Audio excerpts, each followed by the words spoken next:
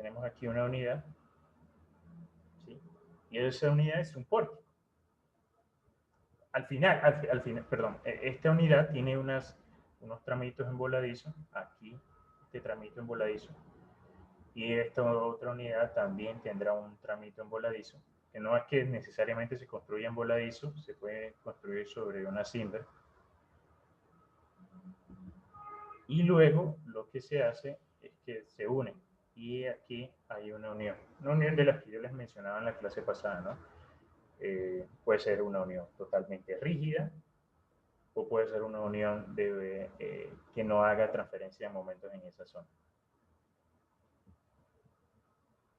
Estas vigas tipo Gerber eran las que les mencionaba en la clase pasada, ¿sí? Que era una viga que se colocaba en esa zona central. Típicamente la viga va a ser un poco más ligera, menos peso, y pues permite alargar la longitud del puente.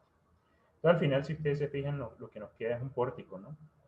Si yo hiciera el esquema de esa estructura, asumiendo que sea rígido acá, aquí me queda una articulación, o pues me queda un pórtico.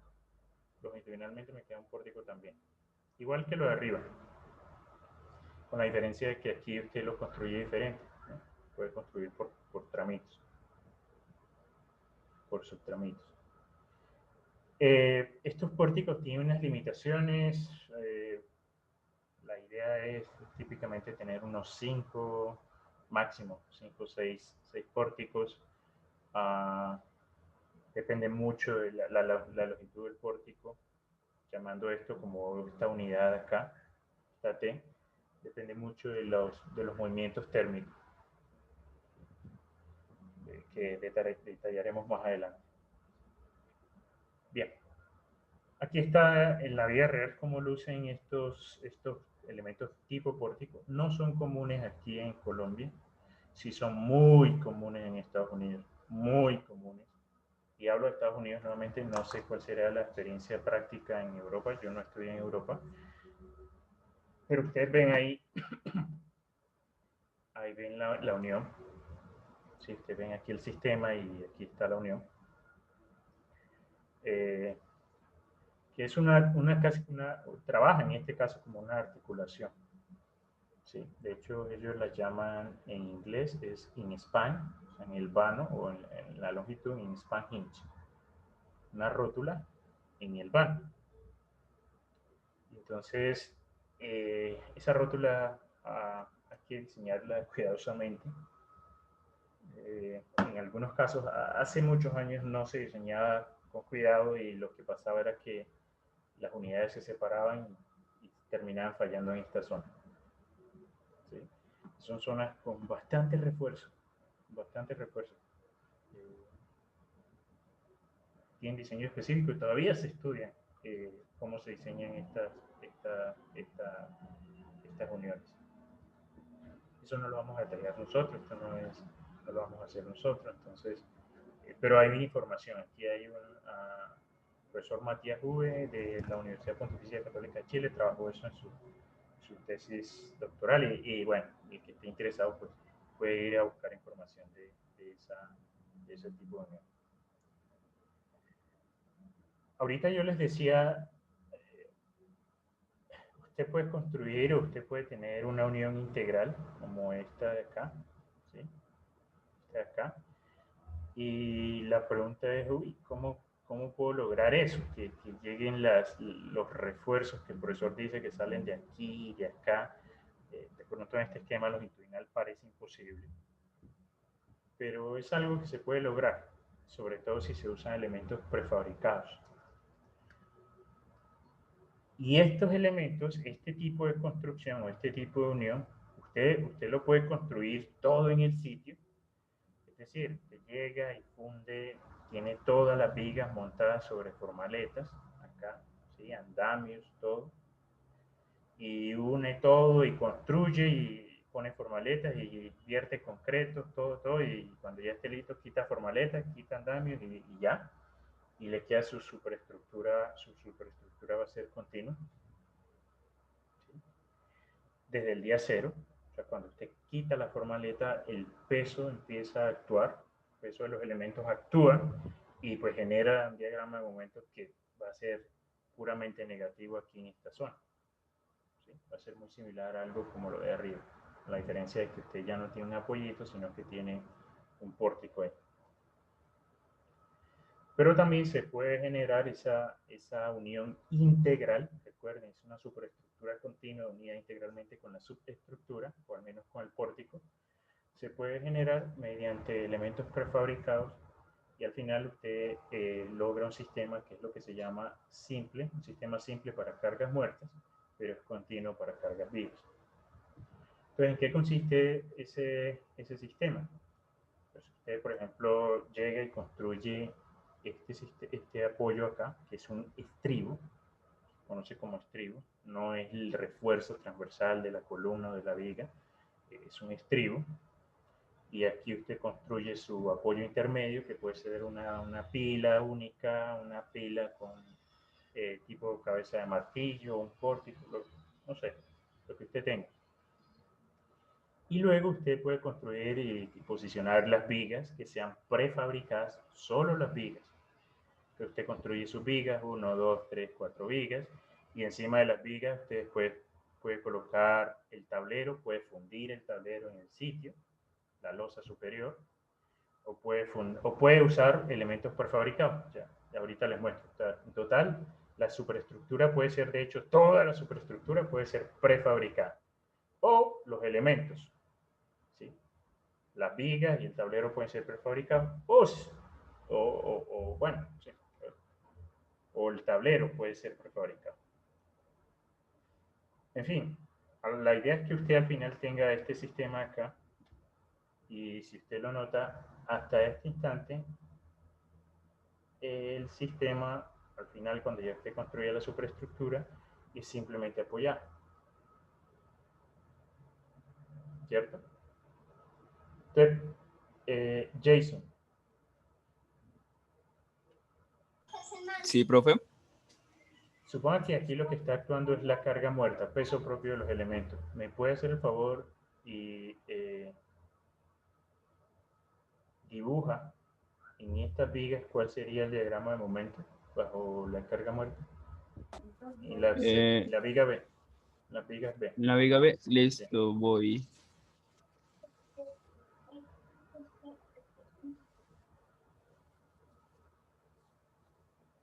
Y pues acá el máximo estaría en la mitad.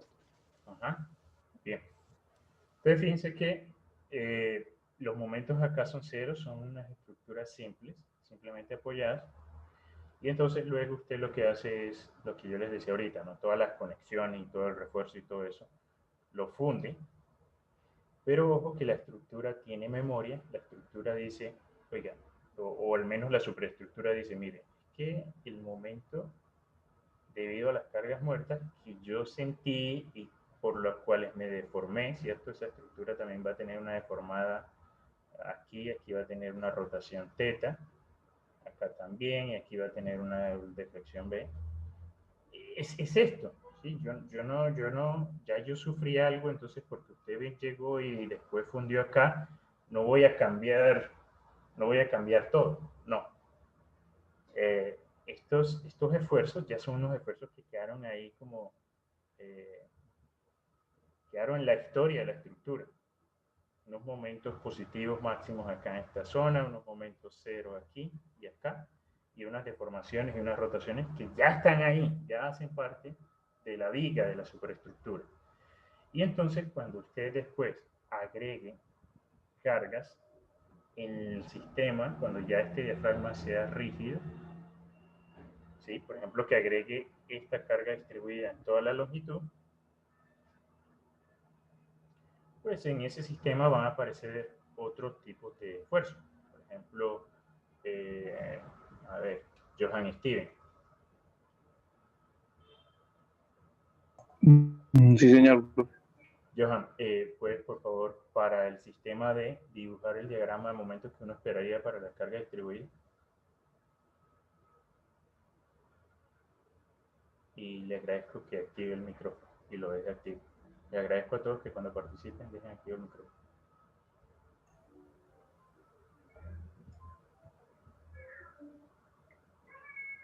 ¿Qué haría así, profe? ¿Quedaría así? ¿Me está preguntando o me está confirmando? No, le estoy diciendo, profe. Ah, bueno. O sea, queda el momento máximo positivo es mayor. No, sería negativo acá, ¿Me está en la preguntando? mitad. ¿Me está No, preguntando? negativo en la... Le estoy respondiendo, profe. Sería negativo en el centro, en la unión. Ujú. Ok. Bien, entonces, sí, entonces en ese caso vamos a tener unos momentos negativos aquí en esta zona.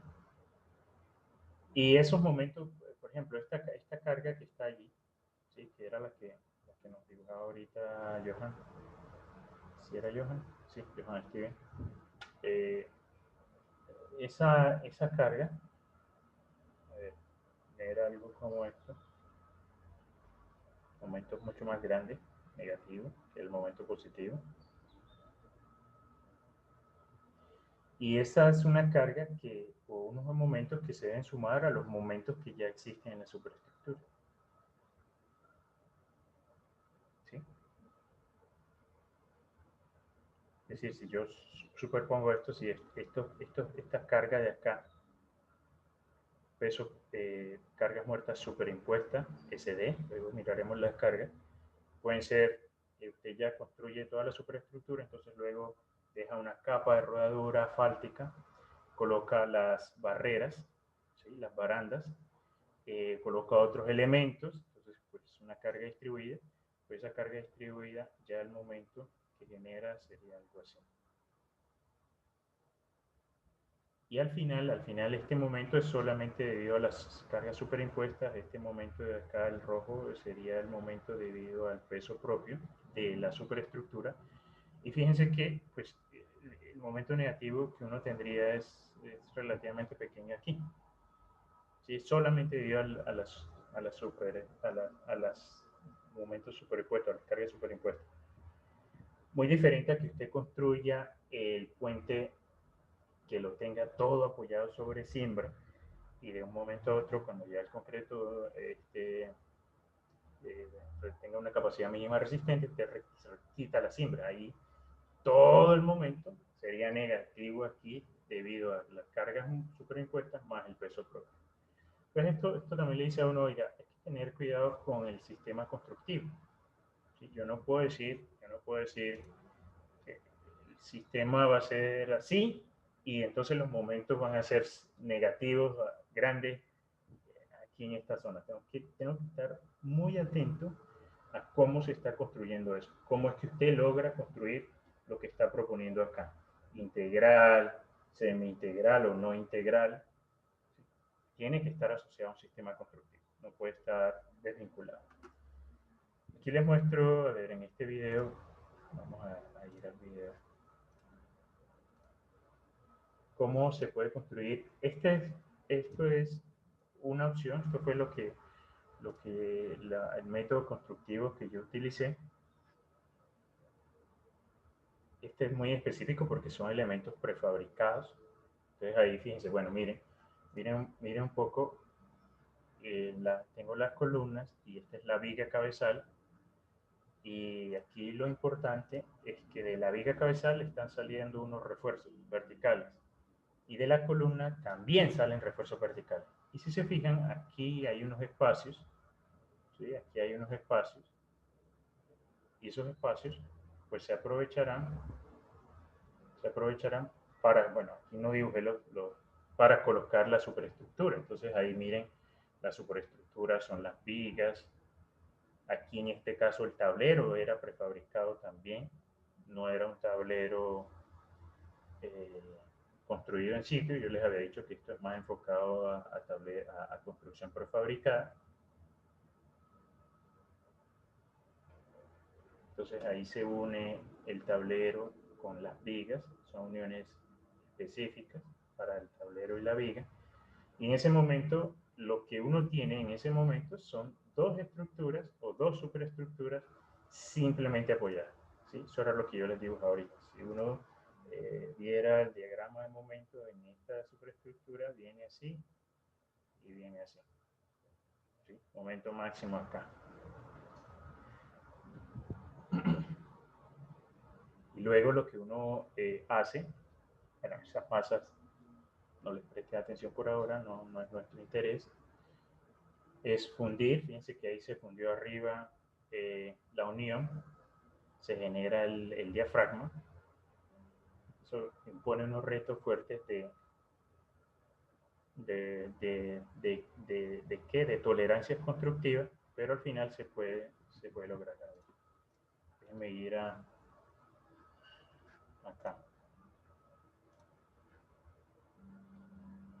Y voy a adelantar esto, que después lo pueden ver, pero aquí es como luce. Entonces fíjense los refuerzos como se extienden desde la viga cabezal. Ahí están los refuerzos de la columna y de la viga cabezal, se extienden.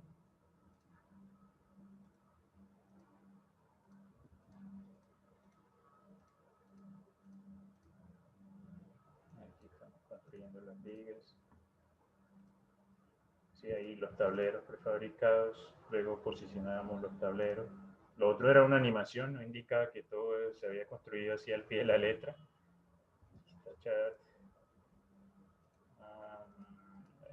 Luego estábamos moviendo la superficie. Y aquí en este caso, en lugar de en la vida real, lo que nos tocó hacer en ese puente es construir toda la superestructura prefabricada, porque no queríamos hacer construcción sobre las mesas sísmicas, tienen unos controladores muy delicados, no queríamos llenar el laboratorio de polvo. Entonces fíjense que yo les decía, las vigas o el tablero o toda la superestructura puede ser prefabricada. Eso lógicamente que necesita usted un equipo potente para que sea capaz de levantar esa superestructura, ¿no? Y entonces lo que les quiero mostrar ahorita es cómo se ve la unión. A ver, ahí, esto es lo que uno tiene la unión, es una cantidad de refuerzo tremendo que que constructivamente siempre eso es lo que uno ve por encima. Refuerzos de la viga cabezal, acá siempre hay bastante congestión, ¿sí?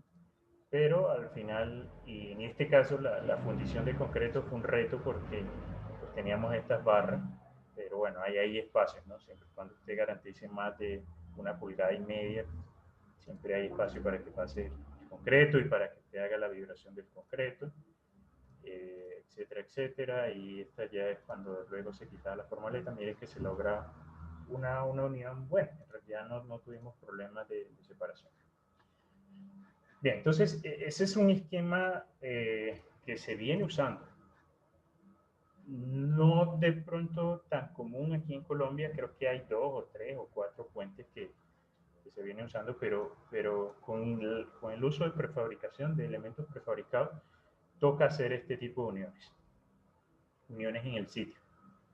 ¿Sí? Eso era un laboratorio, toca hacerlas en el sitio. En el sitio de pronto tiene un poquito más de espacio. No sé si tengan alguna pregunta acá, hasta donde vamos.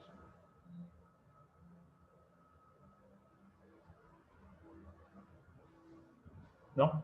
Ya. Silvia. Profe, más que la pregunta es una cosita, no sé si es mi computador, pero si Marcia podría hablar un poquito más fuerte, por favor, qué pena. Por eso les preguntaba que si me escuchaban bien. Sí, escuchaba bien, pero después empecé a escuchar pasito. ¿Ahí me escucha bien o me escucha pasito? Pues escucha todavía un poquito pasito. Un momentico. 1, 2, 3, prueba. No sé, de pronto es en mi computador. No sé ahora ¿cómo escuchas? Casi que igual. Casi que igual. El resto de compañeros escucha. Sí, profe, ¿se escucha bien? Toda la clase se ha escuchado bien. Sí, A mí profe, me pasa lo igual escucho que a bien. Silvia, profe. A mí Yo también escucho escucho pasito. muy pasito. Profe, la verdad a mí también, los demás compañeros sí se escuchan bien, pero su micrófono sí se escucha más suave. Profe, sí, la verdad se escucha su voz suave. Y mi voz no es suave para nada, de hecho.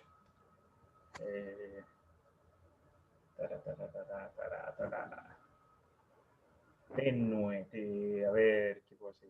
Un momentico.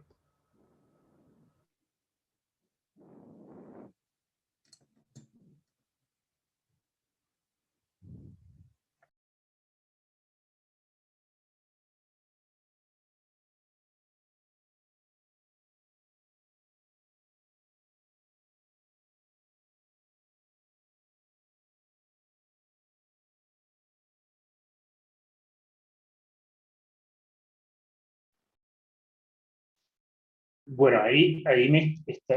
¿Qué tal ahí? Estoy conectando. Mucho mejor, profe. Mucho mejor. Profe, mejor. Gracias. Sí. Bien. Listo. Entonces, eh, eso era desde el punto de vista del tipo de vano, de la configuración geométrica longitudinal, transversalmente todavía no hemos entrado. Hay otra configuración geométricamente. Estos son puentes vistos en planta. Entonces usted puede tener puentes rectos o puentes desviados y puentes curvos. Cuando yo tengo puentes desviados, y esto aquí, acá es el estribo, o en inglés es abutment, pues si ustedes se fijan, la diferencia es que aquí, si yo trazo una línea, o bueno, miren acá la definición de ángulo desviado. Es el ángulo entre el apoyo, entre el eje de apoyo y una línea perpendicular al eje de la calzada. Entonces, por ejemplo, aquí usted tiene el eje de la calzada, tiene el eje de apoyo y una línea perpendicular al eje de apoyo. Entonces yo digo aquí, ¿cuánto es el ángulo de viaje? Alguien que me responda.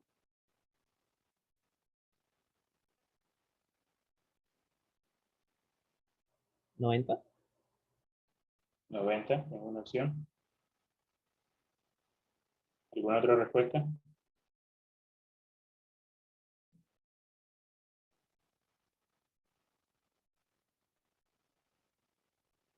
Lean la definición y díganme cuál es el ángulo de viaje para ese pan. ¿Cero? Cero, profe. Cero. ¿Sí? El ángulo de viaje es cero. En este caso, ¿sí? En el eje, ¿tá? Este es el eje de apoyo, el apoyo en este caso del estribo, y luego una línea perpendicular al eje de, de la calzada, tendría algo así, y entonces usted tendría un ángulo de viaje acá, que yo no sé cuánto es. ¿Sí? Entonces, estas estructuras que tienen ángulo de viaje, y aquí el ángulo de viaje en realidad, fíjense, está como materializado acá. Uno podría tener estructuras con diferentes ángulos de viaje, por ejemplo aquí el viaje sea cero, pero luego usted puede construir un apoyo que tenga viaje, porque de pronto la carretera que pasa por debajo viene así. Y usted no va a construir un apoyo que venga así recto. Lo construye un apoyo que vaya también el eje de la carretera. Entonces acá el ángulo de viaje pues será diferente. ¿Sí? Yo puedo tener ángulo de viaje en cada uno de los apoyos. Recuerden que es ángulo de viaje entre el eje de apoyo y el eje de la calzada, y la línea perpendicular al eje de calzada. Entonces aquí pues tendría también otro ángulo de viaje. Los puentes curvos, por definición, esos apoyos, bueno, alguno de los apoyos seguramente va a tener un viaje, pero aquí ya no hablamos de bordes rectos, aquí ya los bordes son curvos. Y más adelante, ahorita les mostraré, pero estos puentes curvos están asociados aquí a un ángulo suspendido, un ángulo central, ¿sí? Que sería la unión entre los dos, entre las líneas o las líneas que serían estos radios de curvatura. Un radio de curvatura que vaya hasta acá.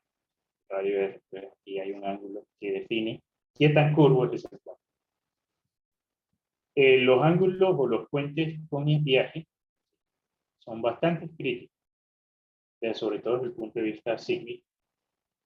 Esto que ustedes ven acá es un efecto que se vio en el sismo de 94 en Norwich. Toda la superestructura aquí en esta zona colapsó. Y el puente, pienso que es lo que yo les decía ahorita, que el viaje estaba asociado a cómo pasaba la carretera, y este puente estaba salvando.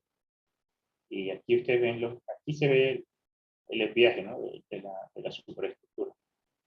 Y lo que pasa con este ángulo de viaje es que genera un cambio en la posición entre el centro de masa y el centro de rigidez, y cuando la estructura empieza a rotar por el efecto del sismo, de la componente transversal del sismo, pues, genera que la estructura se empiece a pivotar desde un puntito, desde este punto 2 que está acá, y como la estructura tiene un viaje, pues se genera una pérdida de apoyo, pérdida de asiento en otra zona, mientras que en las otras zonas puede estar aquí impactando. Entonces, al final, todo ese golpeteo genera impacto en una parte y pérdida de asiento en la otra. Es un fenómeno complejo también. Entonces, acá lo que uno puede tener es rotación en el plano. ¿Sí? Entonces, una vista en la planta es rotación en el plano de la superestructura. Y está muy asociado a la rigidez torsional del sistema por estos elementos.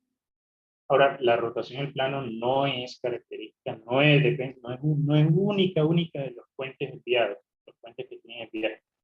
Y no es lo único que afecta. Uno puede tener un puente recto, como este, y a pesar de tener un puente recto que sea simétricamente perfecto, todo idealizado, usted puede tener rotación en el plano. Y eso es algo que se vio en este puente de 2 luces, 2 vanos, continuo acá, en esta zona, es un puente continuo, es un puente en Chile, el sismo de Maule del 2010. A pesar de que era un puente simétrico, que la longitud de este vano era igual a la longitud del otro vano acá, que todo idealizado, todo perfecto, pues el puente sufrió una rotación en el plano tremenda. Ustedes ven en esta vista cuánto se movió aquí. Debía estar acá y lo que hizo fue que el puente empezó a rotar en planta, dañó este elemento de acá que vamos a ver más adelante. ¿Sí? Fíjense, aquí se nota, esta barra antes era recta. Es una barra que se coloca en esta zona de aquí, el estribo. Entonces, todo lo que se desplazó en esa barra. Y pues, eso demostraba que la rotación en planta no era únicamente característica de estos puentes de viaje.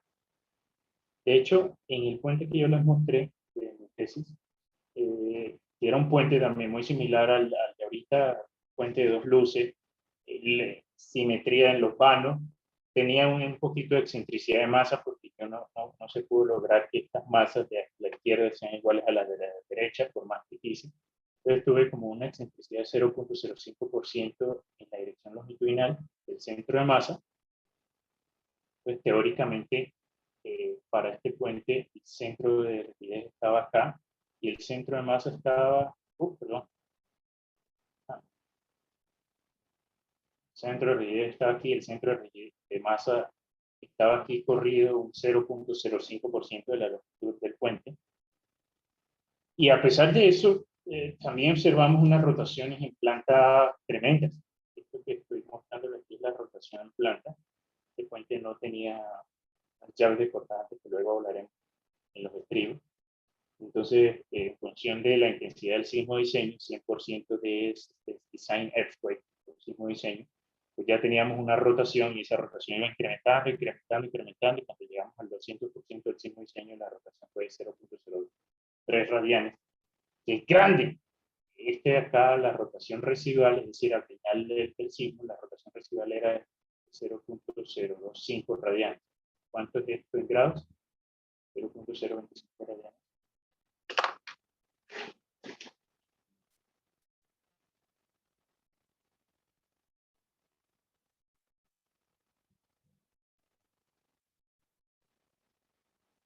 ¿Cuánto es esto en grados? 1.43 grados. 1.43 grados. Usted puede decir, profe, 1.43. Sí. Pero multiplique esto por 60 metros cada vano. 60, 70 metros. Entonces, usted tiene una longitud, algo acá, suponga que este es su punto de pivote, que todo esto son 120 metros, y rote 0.025 desde acá. ¿Cuánto se mueve ese puente en este punto? Asumiendo de que el pivote en un solo punto, ¿no? ¿Cuánto sería este desplazamiento? 1,5 metros. 1,5 metros. Entonces ahora divídalo entre 2, tiene 0,8 metros a cada lado. ¿Sí? Entonces, estas rotaciones son de hecho fuertes. Y en ambos casos, lo que se detectó es que a pesar de que el puente era simétrico, recto, etcétera, etcétera, la asimetría que se terminó generando fue por los apoyos. Los apoyos que generaban fricción, y esa fricción, aquí, si usted tiene fricción acá y fricción acá, fuerzas de fricción en los apoyos, esa fricción, pues respecto del centro de rigidez, genera un torque. ¿Sí? Y ese torque se traduce en momento. Esto fue lo que veíamos aquí, fue el indicio de que teníamos fricción en el apoyo, una especie de apoyo para este puente, y aquí había un desgaste del teflón en este caso, y bueno, lo que íbamos viendo era que cuando el 20% del sismo, esto era lo que se veía, luego el 100% del sismo ya esto era lo que teníamos acá, y cuando llegamos a 200% del sismo, ya estuvimos a punto de perder apoyo, contacto en esa zona. Luego les pasaré este fue el artículo, uno de los artículos que publicamos.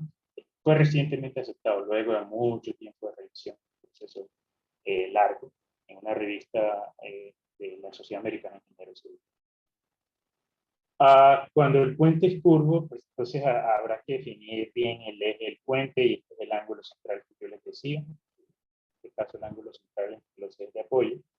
Los puentes curvos son más complejos de analizar, pero si ese ángulo central es menor a 10 grados, a usted se le permite el código, luego hablaremos de eso cuando lleguemos a la sección 4, se le permite omitir los efectos de curvatura, y su análisis puede ser asumir que este es su eje, ¿sí? Y que es un puente recto. Entonces hace un desarrollo de esa curva y hace el análisis para un puente recto, siempre y cuando ese ángulo central sea menor a 10 grados. Si no, esos efectos los debe tener en cuenta. Los puentes también pueden ser clasificados según el nivel de calzada. Podemos tener una sola calzada, que es lo típico, y por calzada no hago referencia a una, dos, tres calzadas, sino más bien al número de niveles. Entonces uno puede tener dobles niveles, como en este caso, un nivel superior es por puente vehicular, y otro nivel inferior son nivel de ferrocarril. Este puente de acá, que ustedes ven aquí, nuevamente el área de la bahía, allí tenemos el puente viejo y este es el puente nuevo. Luego les enviaré un video de este puente, aspectos de este puente. Y algo que pasó en este puente, y algo que casi no gusta usar esos dobles niveles, durante el sismo de Loma Prieta, si mal no estoy, no sé, en el 89, pues la calzada superior o nivel superior colapsó y cayó encima del otro. Un carro, algunas personas fallecieron. En este también, sí colapsó totalmente un viaducto en California también. Ustedes ven cómo las colapsaron, mató muchísima gente. Y desde ahí, pues, quedaron como en duda el uso de estos niveles de estos puentes de doble calzada. En China los usan mucho, actualmente los usan mucho. Pero lo típico es tener una sola calzada. Cuando hay un nivel de tránsito alto, aquí tocaría recurrir a este doble calzada. Ahora sí, por uso, pues tenemos puentes de automóviles, puentes de ferrocarriles, puentes para aeropuertos, como puentes peatonales, puentes de acueductos, una tubería, una servidumbre, las instalaciones no sé, las tuberías de gases, de petróleo, etcétera, pues habrá que hacerle un puente. Algunos son puentes metálicos, otros son puentes colgantes. También podemos tener puentes militares. En estos casos son puentes que se despliegan, luego se recogen. No son puentes que van a permanecer en el sitio, sino que son puentes temporales. En estos casos de puentes de ferrocarriles, que yo creo que es algo que a futuro tocará investigar aquí en Colombia cuando se reactive el sistema de ferrocarril, los aspectos claves que uno tiene que tener en cuenta es la interacción ferrocarril-estructura. Esas dinámicas o esas amplificaciones no son las mismas, lógicamente, que lo que usted tiene cuando tiene un automóvil o un camión. Entonces, habrá que investigar esa interacción ferrocarril-puente o ferrocarril-estructura. En cuanto a los puentes peatonales, pues puentes peatonales también tenemos otro tipo de interacción, que es interacción personas-puente, interacción humanos-puente, y está muy asociado a que uno tiene que controlar serviciabilidad. No quiero que la estructura empiece a echar para arriba y para abajo, se mueve, se mueve, y se mueve, y a pesar de que sea seguro, pues hay un problema de confort, ¿sí? Muy similar a lo que pasa ya en el puente Escauro, en donde esas ondulaciones quitan confort, aunque el puente lo hayan categorizado como un puente que no va a colapsar. ¿Sí? Y entonces uno, en el caso de puentes peatonales, lo que sí tiene que tener mucho cuidado es con las vibraciones, porque hay límites de confort en función de si la persona va caminando, corriendo o brincando. Se supone que usted no vaya a un puente y que va a estar brincando. Entonces, como mínimo, uno busca unos límites de confort, típicamente 3 hercios. Es como la frecuencia de control que uno busca. Y hay personas que hacen estudios en campo, estudios en el laboratorio, que estudian puente peatonal, y ponen a las personas, a los estudiantes. Yo, si hiciera algo, pondría a mis estudiantes a que pasen, o a todos los estudiantes de la escuela, que necesitamos hacer un estudio. Pero bueno, un caso muy, muy estudiado de fenómenos de vibración excesiva fue el puente Millennium en Londres. Ahí les dejo unos links para que revisen los que estén interesados en esto. Y también, pues, se tuvo que controlar con un sistema de amortiguamiento viscoso adicional, porque las vibraciones, de hecho, eran excesivas cuando el puente Millennium se construyó. Bien. En función de la forma estructural, también tenemos categorías, y ya de esto hablamos un poco. Y estos autores, Chen y Duan, en este libro ustedes lo pueden descargar de la biblioteca, lo pueden buscar Bridge Engineering Handbook, está de hecho también en físico, si no estoy, y él tiene unas categorías, superestructura, construcción, etc. Ustedes lo pueden descargar de la biblioteca, hasta donde, bueno, al menos el semestre pasado se podía descargar.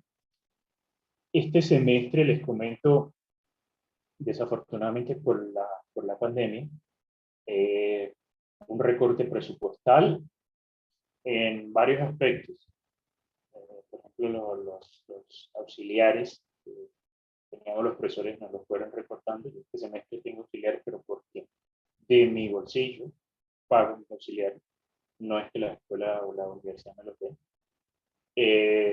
Software, el número de licencias también se tuvo que recortar. Y las bases de datos recortaron. Algunas bases de datos, no todas. Entonces, las bases de datos que no se usaban mucho, cuando yo digo que no se usaban mucho, los estudiantes no las usaban mucho, porque los profes siempre estamos ahí usando esa base de datos. La mayoría de los profes estamos usando la base de datos. Pues la universidad, al ver que algunas bases de datos no se usaban mucho, pues digo, no la usen, quitémosla. Y no había manera. Nosotros en la escuela, de hecho, quitaron la base de datos de la Sociedad Americana de Ingeniería Civil, que algunos profes la usamos muchísimo. Y bueno, se hizo el reclamo y nos dijeron que ustedes no la usan. Aquí está, mire, los profes que la usan son A, B, C, D, F, G y H. Y los estudiantes que la usan descargan tanto. Entonces, ese desuso de las bases de datos, pues, llevó a que la universidad recortara. Y aquí el llamado de atención para ustedes, sobre todo aquellos que están haciendo investigación o ahorita que están trabajando no sé, en diferentes materias, pero ya están al final de su carrera. Entonces es bueno que se acostumbren a usar las bases de datos de la universidad. Porque hay estudiantes que de pronto no aprendieron esto con otros profesores en sus cursos básicos, cuarto, sexto, séptimo semestre. Entonces cuando le dicen busque, no sé, busque esto, o busque algo acerca de Roblin, entonces el estudiante va a Google. ¿Sí? Google, listo. Y lo googlea y lo que le diga Google. O busque, no sé, fuentes, efectos de térmicos en las fuentes. Google. Uy, hay un artículo, entonces lo va y, no, eso no me lo deja. Entonces por ahí hay una página, de pronto ustedes conocen el nombre, que le permite buscar artículos, cualquier artículo, la mayoría de los artículos. Y es una página que el motivo es noble, yo lo veo así, porque permite acceder a esos artículos de una manera libre. Pero ese debería ser un recurso, luego de que ya usted agote todos los recursos disponibles que tiene en la escuela o en la universidad. Es decir, lo lógico es que el estudiante vaya a la biblioteca virtual, que use el sistema de consulta para ver si, usando el sistema de consulta, encuentra el artículo, y si lo encuentra, entonces que lo descargue ya. ¿Y cuál es la ventaja? Que ya queda el acceso registrado. Primero, que fue a Tángara. Segundo, que usó el sistema de consulta. Y tercero, que está el artículo y le dijo descargar, entonces usted lo descargó. ¿Sí? Y ya queda la descarga registrada en el sistema de la universidad. ¿Qué hace eso? Que usted, pues, sube la estadística de uso y descarga de las bases de datos. Y al final, pues, la universidad o el director de biblioteca y todo, bueno, se queda sin argumento de cuánto esta base de datos sí la están usando estudiantes, no solamente los profes, 10 profesores. Entonces, no se las podemos quitar. ¿Sí? Entonces, les hago esa recomendación. Yo no sé si ustedes saben usarla, la base de datos. Levanten la mano las personas que saben usar la base de datos, el sistema de consulta de la universidad.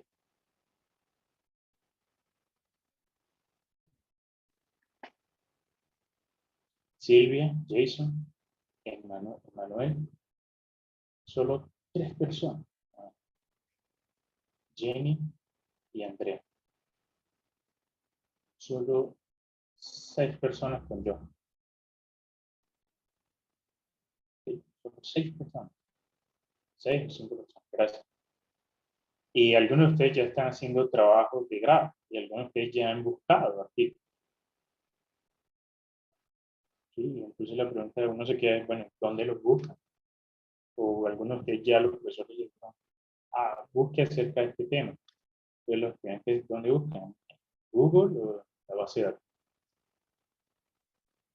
Entonces la recomendación es a usar las bases de datos de la universidad. Para eso ustedes tienen una biblioteca virtual. Para eso tienen un sistema de consulta. Entonces los invito a que la usen. ¿Sí? Porque llegará un momento en que los únicos que la estaremos usando somos los profesores. Ojalá no pase eso y nos dirán, no, qué pena que los estudiantes no la usen. Más bien destinemos estos recursos a otras cosas. Y en realidad estos semestres los recursos fue más bien una redestinación, ¿no? Cortemos acá para darle a los estudiantes, a los que tienen problemas de computador, más bien démosle aquí y aquí demos internet y esto. Lo cual también es noble, ¿no? Pero idealmente no deberían ocurrir esos cortes tan tremendos. Bien, entonces, si usted va a la base de datos de la biblioteca y buscan este libro, allí encontrarán la definición que hacen estos autores, es bien chévere, bien sencilla. Ellos dicen, pues, en realidad hay 3 tipos de elementos. El elemento A, que resiste cargas axiales, fuerzas axiales. El elemento B, que transmite fuerzas por mecanismo de flexión, de bending. Y el elemento C, que transmite cargas por medio de una curvatura que se imponga en el elemento. Y con estos tres, usted va a tener todos los tipos de puentes. Por ejemplo, los puentes atirantados, pues principalmente dependen de los elementos A o de los tablos. ¿Sí? La mayoría de las fuerzas que usted le coloque al tablero se van a transmitir vía carga axial en los cables, fuerza axial en los cables, fuerza axial. En los elementos tipo viga, la mayoría, si no el 100%, que se va a transmitir de las cargas que ponga acá, se transmiten por flexión importante. Y en los puentes tipo arco, pues hay un fenómeno de curvatura y ahí, ya les decía acá, hay unas cargas axiales que se están transmitiendo alrededor a lo largo del arco. Entonces usted puede tener híbridos, al final usted puede tener híbridos, ¿no? Donde una parte se transmite por un mecanismo y otra por otro. Vamos a hacer una pausa aquí de unos 5 minutitos y ya regresamos. No sé si tenga alguna pregunta antes de seguir. No, señor. No escuché a la persona que habló, no lo escuché. Sí.